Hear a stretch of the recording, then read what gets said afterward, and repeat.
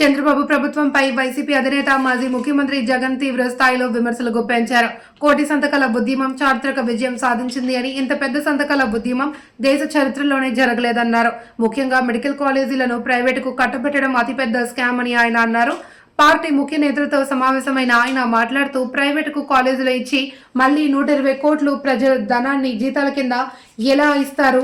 ఇంతకంటే పెద్ద స్కామ్ ఉంటుందని ప్రభుత్వాన్ని సూటిగా ప్రశ్నించారు. ఈ ఉద్యమంలో భాగంగా 1,04,11,136 మంది సంతకాలు చేశారని, ఇది ఒక చరిత్రని పేర్కొన్నారు. ఉద్యమాన్ని విజయవంతం చేసిన గ్రామ స్థాయి కార్యకర్త నుండి ప్రతి ఒక్కరికి ఆయన అభినందనలు తెలిపారు. అందరికీ కూడా ఇక్కడ నుంచి మొదలు పెడితే గ్రామ స్థాయిలో ఉన్న ప్రతి కార్యకర్త దగ్గర వరకు కూడా ప్రతి ఒక్కరికి కూడా మనస్ఫూర్తిగా కృతజ్ఞతలు, అభినందనలు రెండు కూడా తెలియజేస్తా ఉన్నాను. దాదాపుగా 1,04,11,136 సంతకాలు ప్రతి జిల్లా నుంచి బయలుదేరిన ఈ నెంబరు, మన దగ్గరికి వచ్చిన నెంబరు, ఈరోజు గవర్నర్ గారికి మనం చూపించబోయే ఈ సంతకాలు ఆల్రెడీ బహుశా చూపించే కార్యక్రమం బహుశా మొదలై ఉంటుంది. ఆల్రెడీ బండ్లను మనం ఫ్లాగ్ ఆఫ్ చేసినాము. ఆ బండ్లన్నీ గవర్నర్ గారి ప్రెమిసెస్కు ఆల్రెడీ చేరాయి. అక్కడ గవర్నర్ గారి సిబ్బంది ఆ సంతకాలు పెట్టిన వ్యాన్స్ను అంతా కూడా వాళ్ళు చూస్తూ ఉండింటారు. బహుశా 1,04,11,136 సంతకాల 1,04,11,136 సంతకాలు చేసిన పత్రాలు ఈరోజు నిజంగా ఇదొక ఘటం, చరిత్రలో నిలిచిపోయే ఒక ఘటం.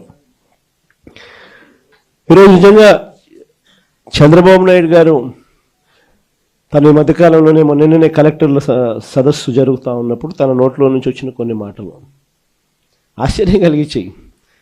ప్రజల్లో గ్రాఫ్ చాలా పడిపోతూ ఉంది, దానికి కారణం కలెక్టర్ల పనితీరు సరిగ్గా లేదు అని చెప్పే పరిస్థితిలో చెప్తా ఉన్నాడు. పొద్దున పేపర్ చదివితే అయ్యో అని మొత్తుకున్నట్టు. కలెక్టర్ల గ్రాఫ్ బాగాలేక కాదు స్వామి, నీ గ్రాఫ్ బాగాలేక పడిపోతా ఉంది. నీదేనే నీకు అర్థం కావడంలా? నీ హయాంలో నువ్వు వచ్చిన తర్వాత ప్రజలకు ఏదైనా మంచి జరిగిందా అని అంటే ఒకటే మంచి జరగల. చంద్రబాబు నాయుడు గారు ఈ 18 నెలల కాలంలో, దాదాపు 18 నెలలే ఉంది, ఈ బడ్జెట్ వస్తే మూడో బడ్జెట్ ప్రవేశపెడతా ఉన్నాడు. ఈ మార్చిలో తాను ప్రవేశపెట్టబోయేది 3వ బడ్జెట్. అంటే మొత్తం 5 బడ్జెట్లు ప్రవేశపెట్టే అవకాశం ఈ ముఖ్యమంత్రికైనా ఉంటుంది. అలాంటిది 3వ బడ్జెట్ ప్రవేశపెడతా ఉన్నాడు ఈ మార్చిలో. అంటే 2 బడ్జెట్లు అయిపోయినాయి, అంటే 2 సంవత్సరాలు అయిపోయినాయి. ఈ మార్చి వచ్చేసరికి 3వ బడ్జెట్ కూడా ప్రవేశపెడతా ఉన్నాడు. మరి ఈ 2 సంవత్సరాలు ఈ కాలంలో 2 బడ్జెట్లు ప్రవేశపెట్టి దాదాపుగా 2 సంవత్సరాలు అయిపోవస్తా ఉన్న ఈ కాలంలో ప్రజలకు ఏదైనా మంచి జరిగిందా అని అంటే బోర్డు సున్నా కనిపిస్తుంది. అంతవరకు ప్రజలకు అందుబాటులో ఉండే అన్ని స్కీములు రద్దయిపోయినాయి.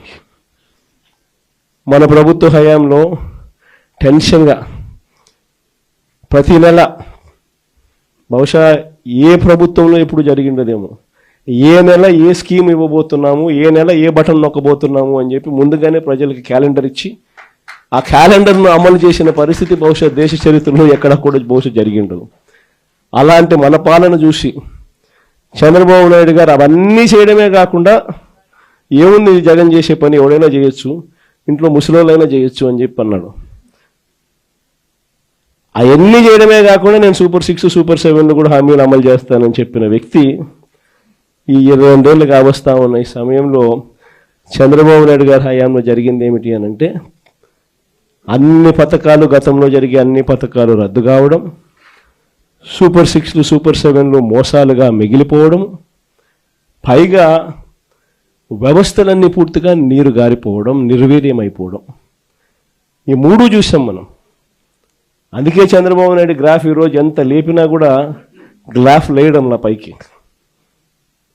ఎందుకంటే అన్ని అబద్ధాలు, అన్ని మోసాలు అని చెప్పి ప్రజలకు అర్థమైపోతూ ఉంది, కనిపిస్తూ ఉంది. కాబట్టి అసలు మొట్టమొదటిసారిగా వ్యవస్థలన్నీ కూడా కుప్పగూలిపోయిన పరిస్థితి చూస్తూ ఉన్నాం. ప్రజలకు సంబంధించిన ఆరోగ్యశ్రీ తెరమరుగైపోతూ ఉంది. ప్రజలకు సంబంధించిన ఫీజు రీయింబర్స్మెంట్, పిల్లలకు సంబంధించిన ఫీజు రీయింబర్స్ బకాయిలతో పిల్లలు చదువులు ఆగిపోతూ ఉన్నాయి. ఏ రైతుకు గిట్టుబాటు ధరలు రాని పరిస్థితి.